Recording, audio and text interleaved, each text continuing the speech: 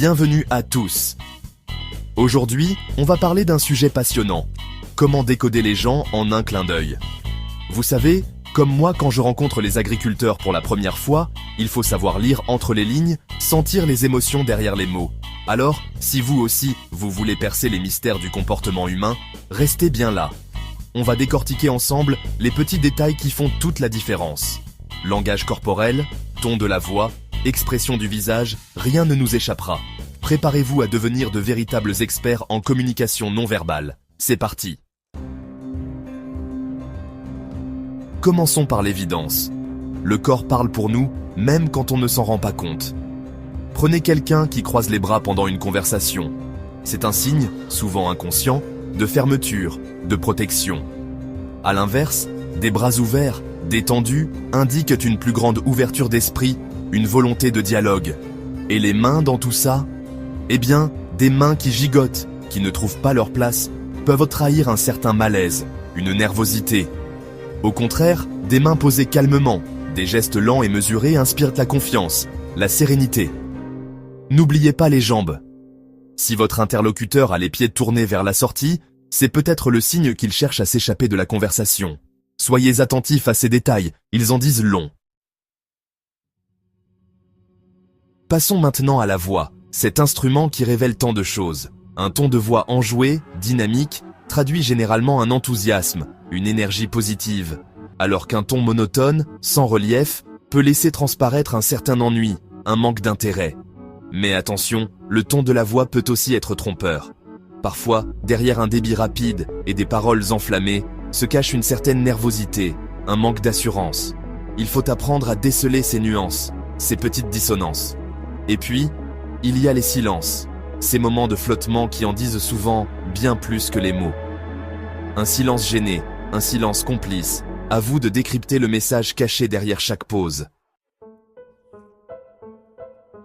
Chapitre 3.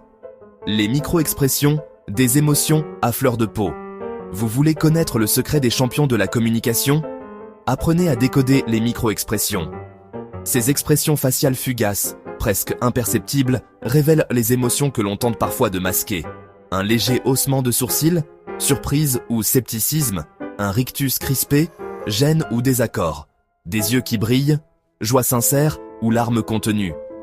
Chaque micro-expression est une pièce du puzzle qui compose la vérité. Bien sûr, cela demande de l'entraînement et de l'observation. Mais en étant attentif aux micro-mouvements du visage, vous deviendrez un véritable détecteur d'émotions cachées. Chapitre 4. Le choix des mots. Un miroir de la pensée. Passons maintenant au choix des mots. Car oui, le vocabulaire en dit long sur notre personnalité, nos émotions du moment. Quelqu'un qui utilise un langage soutenu, avec des termes recherchés, cherche peut-être à impressionner, à se donner une certaine image.